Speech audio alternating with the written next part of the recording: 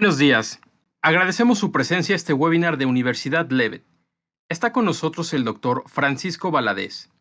El doctor Francisco es cardiólogo intervencionista egresado del Instituto Nacional de Cardiología Ignacio Chávez. Actualmente es jefe del servicio de hemodinamia en el Hospital Regional del Iste en la ciudad de Monterrey. El día de hoy, en colaboración con Universidad Levet, nos presenta el tema Historia, generalidades y principios del cateterismo cardíaco. Sean bienvenidos. A continuación, cedo el micrófono al doctor Valadez. Bueno, vamos a empezar. Primero que nada, pues muchas gracias por tomarse el tiempo para esta presentación. Es la primera vez que lo hago bajo esta modalidad y espero que sea de su agrado. Vamos a entrar en materia.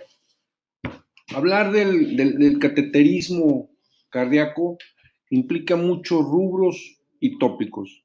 Y he querido enfocar la presentación básicamente a las generalidades y principios del cateterismo cardíaco, pero más enfocado hacia el acceso por la vía radial. Entonces, el acceso radial que es relativamente nuevo, entender que el cateterismo en sí, lo que conocemos como las bases del cateterismo, se inicia a finales de los 50 y finales de los 60 con Sones y con Yudkin, así como Amplats, que son los que llevan los nombres de los catéteres más frecuentemente utilizados para el acceso femoral, el JL o Judkins, o los AL o los Amplats. No es hasta finales de los 80 cuando Campo se atreve a tener otra vía de acceso para realizar la coronografía, que es básicamente por el acceso transradial. Sí. Vamos a continuar. Era lo que comentábamos, ¿sí? Que el acceso radial básicamente tiene sus bases, ¿verdad? El cateterismo en general no es hasta finales de los 50 y 60, cuando Sones, Judkins y Amplats integran lo que son las primeras bases para el cateterismo. El acceso radial es relativamente nuevo para nosotros, pues esto que es hasta finales de los 80s y mediados de los 90s, cuando se empieza a perfeccionar los materiales y las técnicas para este tipo de procedimientos. Es Campo en 1989, pero no sería hasta 6 años después cuando Ferdinand Quimeney es quien describe por primera vez la intervención coronaria por acceso radial. A la izquierda, Ferdinand Quimeney, y otro de los grandes impulsores, el doctor Saito, del intervencionismo por vía radial. Hablar del acceso radial es mostrarles los principios anatómicos fundamentales. Este es en el modelo de cadáver. Ahí es donde tenemos la arteria radial, que como ustedes pueden ver es superficial. Eso es lo que hace que sea de elección. Es por eso que es bastante solicitada. Y otra cosa muy importante en esto es que la mano tiene, como ustedes pueden ver ahí, una irrigación dual. Eso para nosotros en intervencionismo por acceso radial implica que aun cuando pudiesen pasar accidentes en el trayecto de la arteria radial derivados del procedimiento, el que tengamos una circulación colateral hace que las cuestiones isquémicas en la mano, amputar una mano, sean prácticamente inexistentes y de hecho no se han reportado en la literatura. Hablar de la arteria radial, es decir, lo que ustedes vieron en la imagen, es una excelente vía de acceso, tiene un trayecto superficial, la unión o anastomosis con la arteria cubital que proporciona la red de flujo de seguridad y que no tiene estructuras importantes las cuales podamos traumatizar o lacerar, a diferencia del acceso femoral. Aquí es como ejemplifico el acceso, perdón, la irrigación de la mano. En esto en rojo es lo que ustedes pueden ver como un arco palmar superficial, en este tono más claro, un arco palmar profundo. La radial, como ustedes ven, proporciona lo que es el arco palmar profundo y el arco palmar superficial. Ambos sistemas están totalmente interconectados, lo que permite que se oclusión de un sitio u otro, el sistema contralateral es capaz de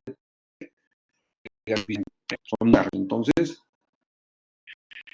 esto sería un histológico con mis lo que es real, y esto que es hacia la izquierda es una capa muy firme, a diferencia de una arteria convencional que tiene una capa muscular un tanto más delgada. La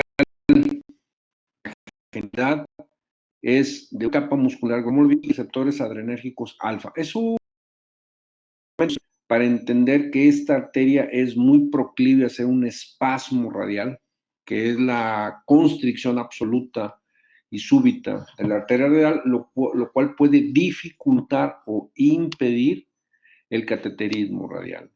Entonces, es un trayecto que podamos comprimir fácilmente, es muy proclive a tener espasmo o inclusive a llegar a ocluirse. Pero, ¿dónde estamos en el acceso radial? Pues realmente todavía no estamos donde quisiéramos. De hecho, en Estados Unidos todavía la vía de acceso femoral sigue siendo la de elección o la que prefieren los operadores americanos. En cambio, son los operadores europeos los cuales en forma paulatina han incrementado el número, el porcentaje para como vía de acceso de elección. Entonces tenemos que ellos en la actualidad prácticamente el 70 al 80% de las angioplastías son llevadas a cabo por vía radial. ¿Pero por qué?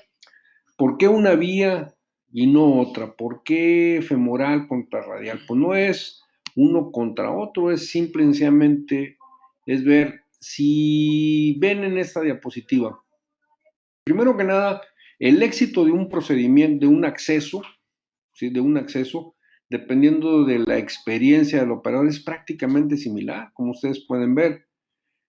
Si ustedes se fijan en la barra roja que corresponde al acceso femoral, la barra azul al radial, entonces aquí una cuestión muy importante es que técnicamente en la radial nos tardamos más, eso es incuestionable, podemos utilizar más radiación, pero lo que hace la diferencia es básicamente en las complicaciones. Definitivamente tenemos más complicaciones, como ejemplifico aquí en la barra de la derecha, por el acceso femoral en relación al radial. Y las complicaciones son principalmente de índole vascular.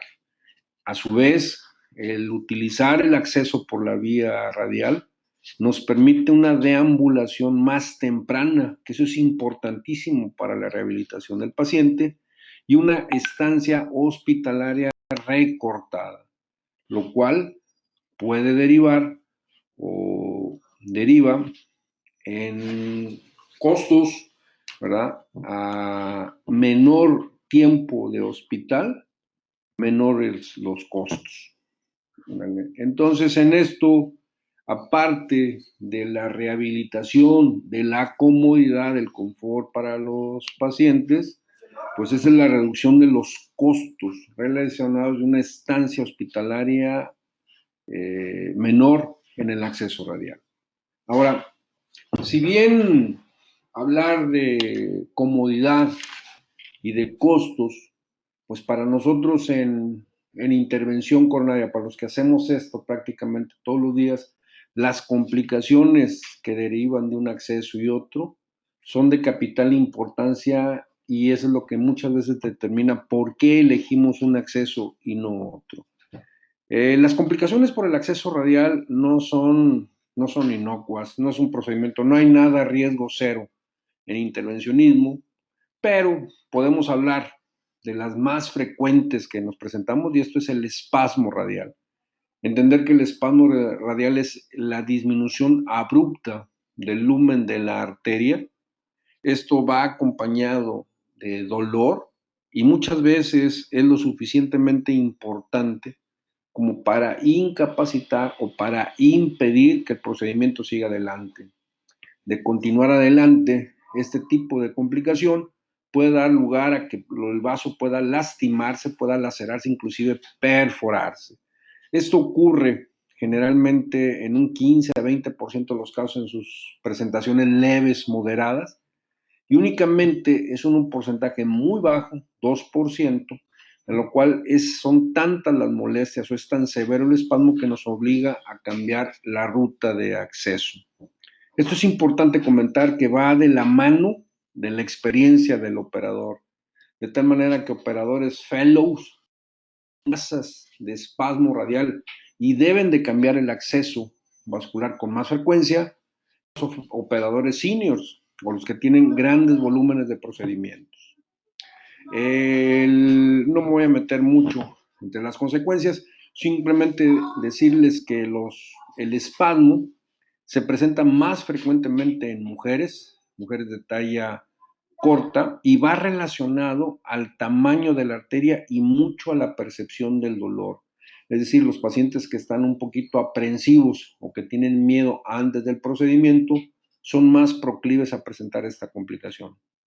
Es por tal motivo que en nuestro laboratorio nosotros sedamos en forma ligera al 100% de los pacientes. Puede haber otras causas como predictores de espasmo, como son anomalías anatómicas, procedimientos combinados, pero sobre todo, y es la parte fundamental aquí, es el material con el que están constituidos los catéteres, las guías con las que realizamos el procedimiento. Eso es importantísimo.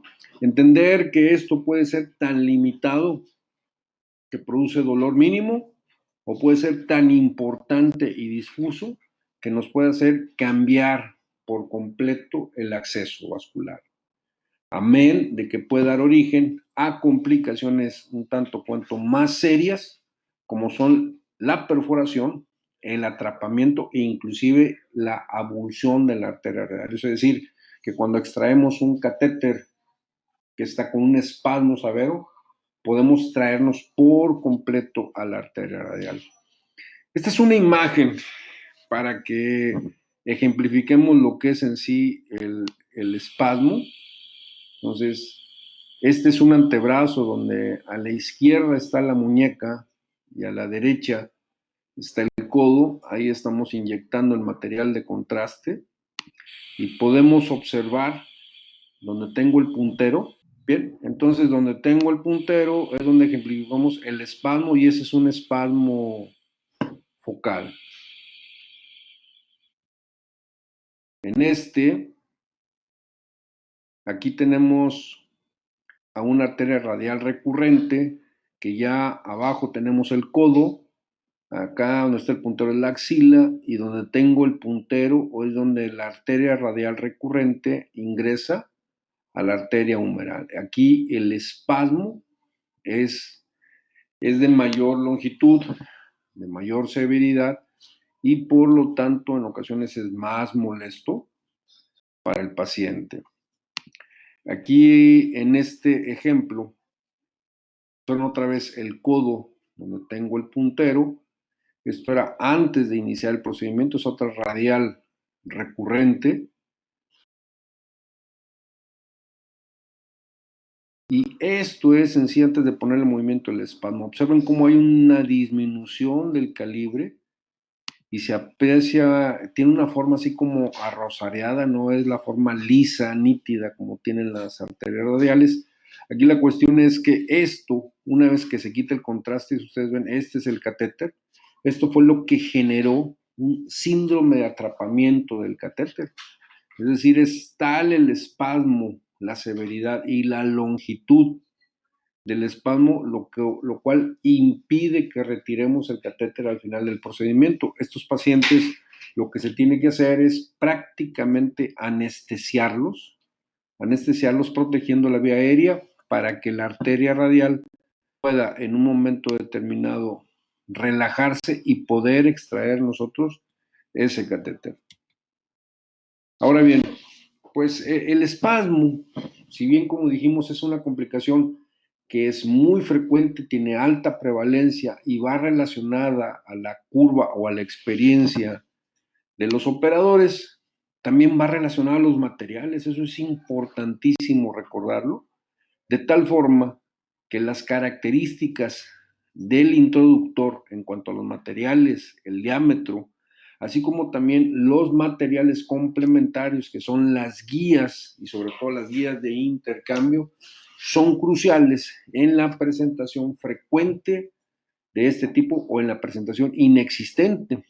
En lo personal, la gente que trabaja conmigo, nosotros lo que tratamos de evitar es pasar en forma repetida por la arteria radial y de primera línea yo siempre utilizo materiales hidrofílicos, una guía hidrofílica corta y después la complemento con una guía de teflón larga para evitar entrar y salir por la arteria radial. Definitivamente ha sido la compañía para la cual distribuyen el material una de las que se han encargado de realizar la suficiente investigación para el diseño y la manufactura de materiales ex profeso para el acceso radial. Nosotros tenemos ya casi 12 años realizando las coreografías preferentemente por acceso radial y desde un principio siempre estuvimos convencidos de la calidad de los materiales de la compañía Terumo para la realización de este tipo de procedimientos, para que el acceso vascular llegue a buen puerto. Algo que les comento yo a alguna de las gentes con las que platico, no todo lo verde es terumo, y no porque un introductor es verde, ¿sí? Tiene la misma calidad con esto. El tener este tipo de material como primera opción para mi laboratorio y con mis operadores ha sido producto de años de estar probando, de que siguen siendo los líderes en el mercado. Yo no sé si desgraciado o afortunadamente, porque otras compañías únicamente se dedican a proporcionarnos introductores y material, pero que no son ex profeso diseñados para este tipo de acceso vascular. Eso deriva que para mí como operador tardo más tiempo y puedo generarle más disconfort a mi paciente, lo cual prefiero evitar. Entonces, los catéteres también. Aquí pasaría a otra complicación del acceso radial, que es, aparte de que puede cerrarse, en algún momento determinado puede ocluirse por completo. Esto es una complicación relativamente infrecuente, puede o no dar problemas, ¿sí? Y siempre el temor que existe es de si puede dar en algún momento determinado un síndrome isquémico agudo en la mano y poner en riesgo la integridad de la extremidad en el paciente. Afortunadamente, no hay casos reportados en la literatura de isquemias agudas de la mano que hayan derivado en la amputación del mismo, lo cual sí hay casos documentados en el acceso femoral. Esta oclusión va también de la mano pues de las técnicas de hemostasia que realizamos. Una cosa que recuerdo es que cuando empecé yo este tipo de procedimientos en el 2008 en mi laboratorio, a mí lo que me llamó la atención es que Terumo presentó un planteamiento integral para el acceso, es decir, materiales relacionados ex profeso para realizar este tipo de procedimientos, pero a la vez material completo para la hemostasia, lo cual es alta, relevante y reflejó la visión que tenía esta compañía desde que empezaron con este tipo de accesos. Es decir, no se trata únicamente de proporcionar el material para el acceso, porque una vez que terminamos el procedimiento, ¿qué viene? Entonces, para mí, dispositivos de hemostasia hay muchos, pero siempre he quedado, y es el que prefiero, que es la TR-Band, por la simplicidad de su diseño, por la comodidad que le procura al paciente y porque es muy fácil entrenar a mis residentes, que son los que nos ayudan, y a mi personal de enfermería. el hecho de que sea una banda elástica, ¿sí? Y que proporcione una compresión graduada de acuerdo a los cc de aire que se administran, a mí se me hizo un invento o un diseño excelente que de momento no he visto algo que sea realmente superior a esto. Ahora, el espasmo y también la oclusión radial van de la mano, ¿sí? De los introductores. Arriba ustedes tienen el French, que es de 5, 6.5, 6, 7 y 8 French. En este es en sí el diámetro externo de la vaina, lo que a final de cuentas nos da en un momento determinado el material que va a estar en contacto con el vaso directamente. Es entender que a mayor French, dijimos, es más probable que desarrolle un espasmo, pero a su vez, a mayor French, traumatiza más la capa íntima del vaso y la puede hacer más proclive a que se trombose.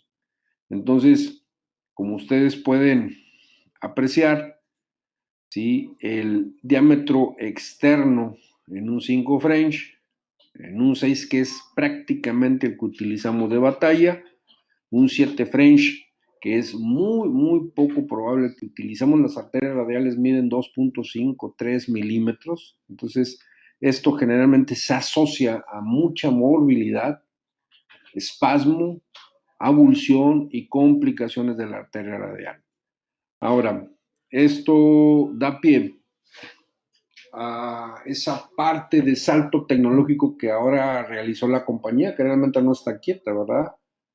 Es el 5, el 6 o el 6 en 7, pues va derivado principalmente de esto, que es lo que conocemos bien los intervencionistas. Si yo utilizo como caballo de batalla en mis procedimientos de intervención el 6 French, pero para bifurcaciones, para tronco, para oclusiones crónicas, el 7 French casi es prohibitivo por la laceración y las complicaciones vasculares que produce, pues es una genialidad que aumentando el diámetro interno sin disminuir, sin modificar el diámetro externo, haya permitido que trabajemos con el French o el lumen interno lo suficientemente cómodos como si estuviéramos con un 7. Entonces es un problema que se ha resuelto, que se resolvió en función de un avance tecnológico, puesto que hoy en la actualidad, si bien yo no podía utilizar un 7 French nominal por las complicaciones que esto deriva, eso ha sido resuelto utilizando el mismo 6 French, pero con un lumen, un diámetro mayor. Entonces, aquí pueden ver a la izquierda cómo, ¿sí?, la oclusión de la arteria radial va de la mano del tamaño del introductor, de tal forma que si tú utilizas un introductor 7 French, la arteria radial se puede ocluir hasta un 8% de los casos. Y si utilizas un 4 French, lo cual no lo usamos nosotros, es del 1%. Nosotros utilizamos 5 y 6. Entonces podemos tener una tasa de oclusión hasta del 4%. Comentábamos, si viéndolo en perspectiva, el 7 French produce casi el doble de las oclusiones de los que produce un 6 French. Y ahora, con el advenimiento del 6 en 7, pues tenemos las ventajas de utilizar un 7 French sin las desventajas sobre la morbilidad que produce en los pacientes. ¿Quiénes son los que se ocluyen la arteria radial con más frecuencia? Pues obviamente va de la mano del diámetro del introductor, pero también, aparte de la anteoclusión, de la compresión que realizamos con los pacientes y básicamente el tiempo y la técnica de la compresión.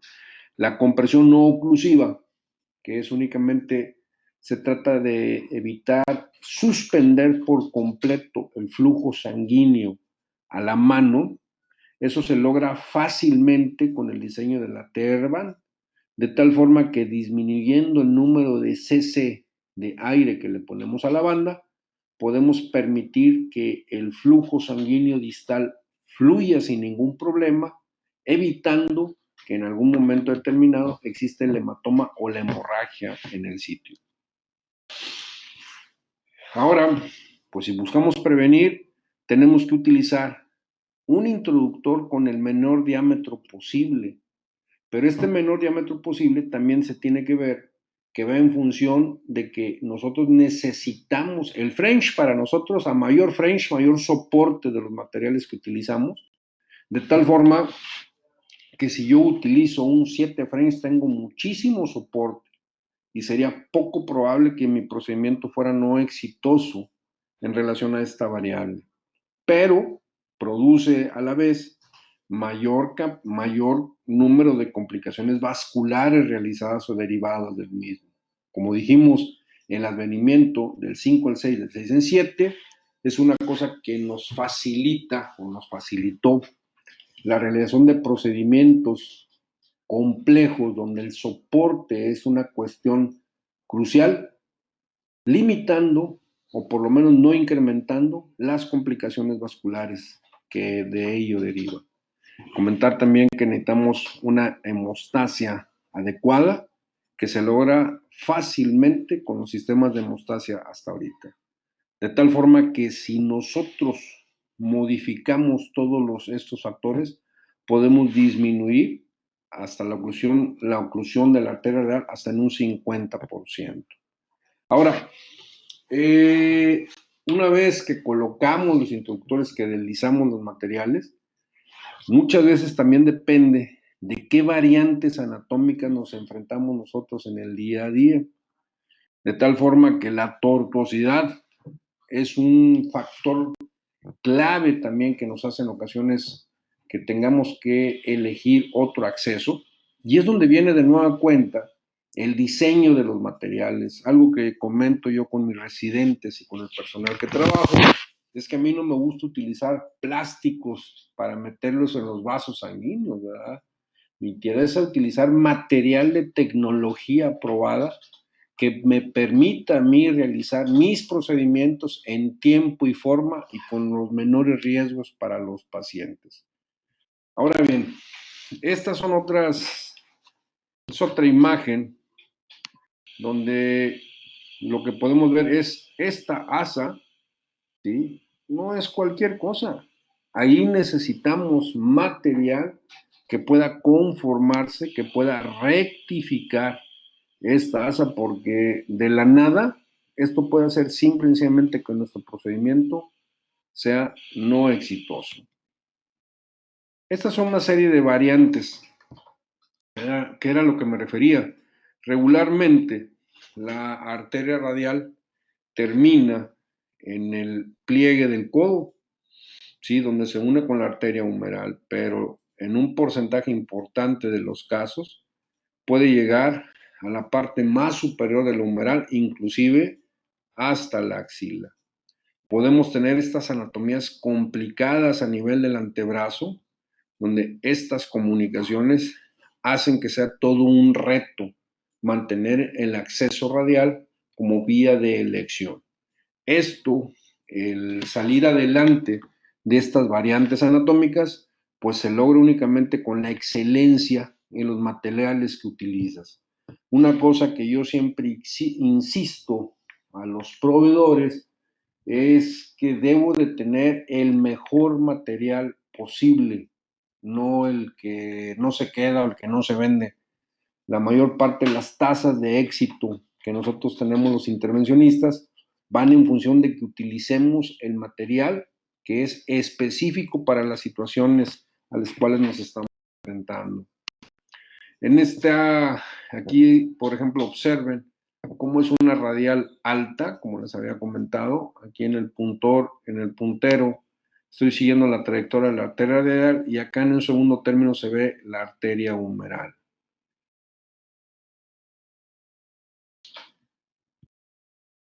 Otra cosa más de lo complejo que puede ser el acceso. Observen esto como en el puntero vemos una arteria radial recurrente y que está sumamente adelgazada con espasmo, la cual en ocasiones es lo que puede hacer que elijamos la vía femoral. O tienes el mejor material para subsanarlo, o mejor te vas por la vía femoral, que bajo estas circunstancias, es decir, la vía radial es muy segura siempre y cuando tengas material. Sus ventajas si la expones a material que no está exprofeso diseñada para la misma. En esto observamos una radial recurrente donde tengo el puntero, la comunicación que existe en el antebrazo. Este es otro ejemplo, cómo llega prácticamente hasta la axila, que es donde tengo el puntero. ¿Sí? Esto ya es arteria axilar, esta sigue siendo la arteria humeral.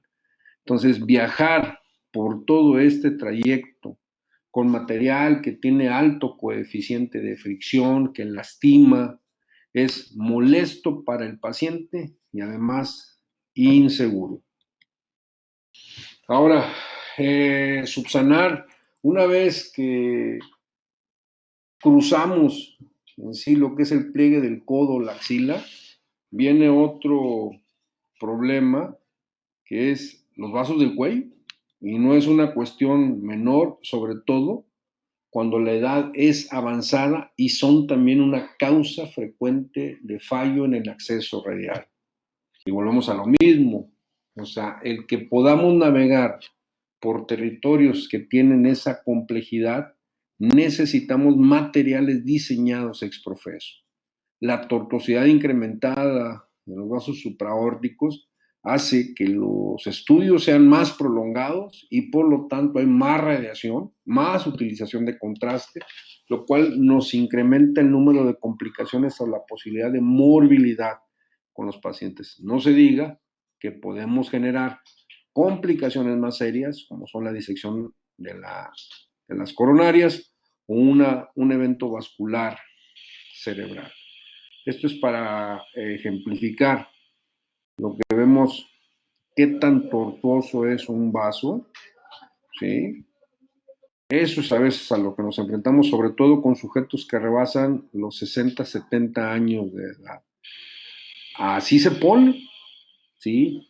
Con material, con vasos que hacen bucles, que hacen vueltas completas, y donde la conformación de los materiales, la navegación de los mismos para poder no perder el acceso o no cambiarlo en este tipo de pacientes son cruciales. Entonces, esto es para ejemplificar cómo avanzamos el catéter a través de la guía.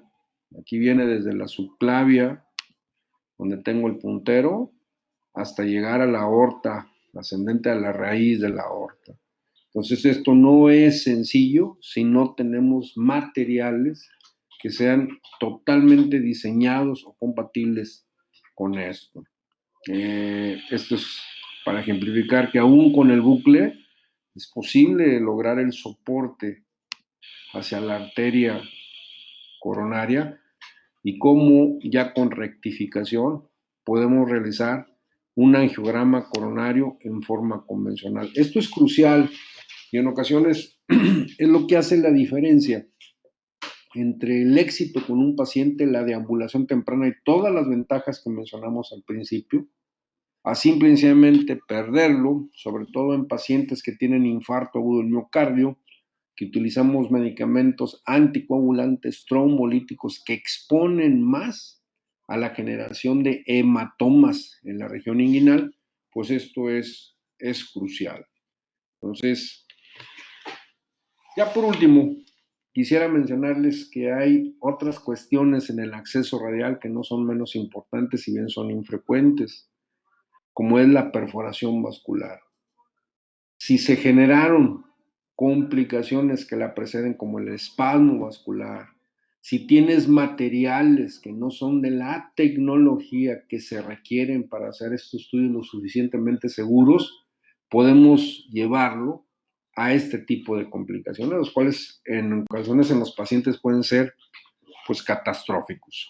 Hablar de espasmo, como mencionamos al principio, pues es una complicación que si bien no es tan rara, representa pocos riesgos para el paciente. Una perforación vascular no lo es así. Y aquí les ejemplifico cómo puede ser desde el acceso, como tengo el puntero en la parte inferior izquierda, como perforación derivada de la tortuosidad compleja a la que nos enfrentamos, pero si no tienes el material que se requiere, pues esto es lo que genera, esto es la extravasación del material de contraste y es una perforación a nivel del pliegue del codo. Esto es recordar, la arteria radial no nos da tanto problema si está en su origen, que la podemos comprimir con estructuras óseas. En cambio, comprimir una arteria radial que está por encima del pliegue del codo no es muy sencillo y nos puede dar a síndromes más complicados. Esto es el codo, esto es el hombro. Entonces, eso es una perforación vascular. Observen la extravasación de contraste que está por encima del pliegue del codo. Entonces, este tipo de complicaciones muchas veces van derivadas por utilizar material que no es de buena calidad o que no tiene el diseño específico para el acceso vascular en cuestión. Tratar de extrapolar, como lo han hecho muchas compañías, o trabajar con los mismos materiales que se utilizan en el acceso femoral para el radial, para mí es un error. Y por eso en mi laboratorio, pues lo de radial se utiliza lo que está diseñado ex profeso para radial para tener precisamente esos resultados que estamos buscando. Esto es lo que puede derivar una perforación radial. Esto es lo que se llama un síndrome compartamental. Es difícil comprimir cuando la sangre se extravasa a este nivel. Este es el antebrazo.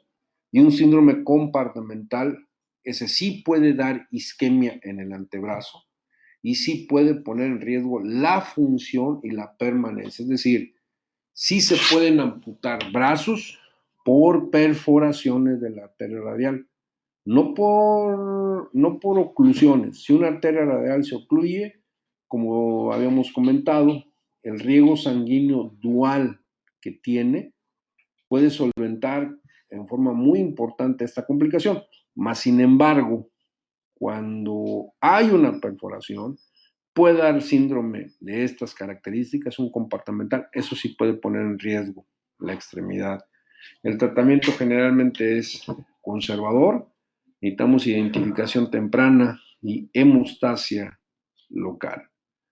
Pues bien, ya para concluir y antes de dar pie a ver si hubiese preguntas, podemos decir que el intervencionismo coronario, bueno, tenemos casi 30 años con él, llegó para quedarse, no es una moda, y donde en este acceso vascular la tecnología y el diseño de los materiales son fundamentales para la obtención de los resultados y que la calidad de los mismos evita las complicaciones.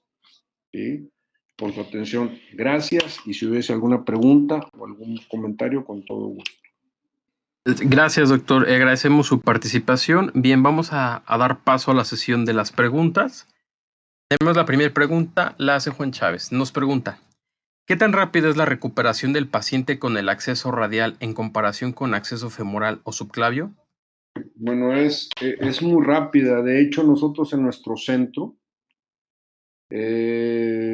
una vez que termine el acceso radial que es exitoso, si es solamente diagnóstico, la banda, la TR-band, la dejamos por 2 horas, 3 horas. Si fue terapéutico, donde utilizamos cantidades mayores de anticoagulante, la banda puede permanecer 4 horas, pero en todo ese lapso el paciente, salvo la inmovilidad que genera en el brazo, el paciente puede deambular. En cambio, eso fue un acceso femoral diagnóstico, ¿sí? Que quitamos los interruptores, tenemos que dejar 12 horas antes de que pueda deambular el paciente. Y si se sometió a un procedimiento de intervención donde la cantidad de anticoagulación fue mayor, muchas veces podemos tenerlo hasta un día en forma completa, en reposo absoluto, lo cual es muy incómodo para los pacientes. Para el acceso subclavio, si bien es poco frecuente, generalmente las pocas veces que lo llegamos a utilizar, estos son bajo cierre directo y los pacientes, la reactivación o la incorporación a las actividades va relacionadas al procedimiento de fondo, pero definitivamente tardan más que con el acceso radial. Perfecto, gracias doctor. Vamos a la siguiente pregunta. Igual Juan Chávez nos pregunta, en el caso del síndrome de atrapamiento del catéter, ¿cuál es el mejor método para retirar el catéter? El mejor método para retirar el catéter es analgesia y sedación profunda. Y de hecho, en casos extremos puede ser inclusive anestesia e intubación orotraqueal del paciente, ventilación sostenida por unos 15, 20 minutos y retirar el catéter. Afortunadamente en nuestro centro se ha presentado como alrededor de 4 ocasiones en todo este tiempo, es muy infrecuente, pero en todos los eventos, únicamente con la analgesia y la sedación profunda, sin necesidad de intubación, ha sido suficiente para liberar el catéter por este síndrome de atrapamiento. Ok, perfecto, doctor, gracias. Pasamos a la siguiente. Alejandro Leiva nos pregunta, en caso de una oclusión de la arteria radial, ¿se puede recuperar dicho vaso? Sí se puede recuperar dicho vaso. Aquí un gran problema que tenemos con la arteria radial es el gran beneficio que produce el tener irrigación dual de la muñeca, de la circulación distal. Eso hace que una parte muy importante de este tipo de complicaciones sean asintomáticas y puedan pasar desapercibidas si no son buscadas en forma exprofeso. Pero sí, con anticoagulación prolongada y con lo que se llama eso de hemostasia patente, donde ahora, si bien cuando queremos evitar que haya complicación vascular en la radial, la comprimimos directamente, en este caso, cuando está ocluida, anticoagulamos, pero ahora la que comprimimos es a la arteria cubital para aumentar la presión de perfusión a la arteria radial y lograr que sea permeabilizada la mayor parte de los casos. Con este tipo de tratamientos se logra la permeabilización casi del 70-80% de las arterias radiales ocluidas. Siguiente pregunta. Bien, Marco Dominic Anchola nos dice, excelente ponencia, doctor. Pregunta, ¿qué porcentaje de accesos radial distal se realizan en México en comparación de los demás accesos? Bien, el acceso radial distal es muy nuevo, realmente es un acceso que se ha ido popularizando poco a poco. De hecho, hay dos curvas, ¿verdad? De la femoral al radial y del radial al radial distal. El radial distal todavía está por ver sus mejores días, pero de hecho hubo un curso que se dio en SOCIME el año pasado, donde tuve la oportunidad de ir para acceso radial distal. Y si bien no hay nada descrito, el radial distal en general, hay centros en lo particular que lo utilizan como el acceso de elección, pero en lo general, yo creo que todavía no rebasa el 15% de los accesos en los procedimientos diagnósticos e intervencionistas que se realizan en la actualidad, y mucho depende porque todavía no nos han llegado los dispositivos de hemostasia dedicados para este acceso. Si recuerdan, al principio de la charla yo comentaba que una genialidad de Terumo fue que aparte, o sea, cuando lanzaron el acceso radial, a la par vino un dispositivo de hemostasia. Bueno, con el radial distal no hemos tenido lo mismo. Entonces, no he liberado por completo el radial distal, básicamente por la falta de un dispositivo hemostático exprofeso para este acceso. Héctor Javier Martínez y Alejandro Leiva le agradecen, doctor, por su excelente participación. Ok, muchas gracias. Parece que no hay más preguntas, doctor. Siendo así, entonces agradecemos nuevamente su asistencia. Damos nuestro reconocimiento hacia usted, doctor Francisco Valadez, por su excelente participación. Y bueno, al público en general, lo invitamos a que estén pendientes de los próximos webinars. Hasta luego. Gracias, doctor. Gracias.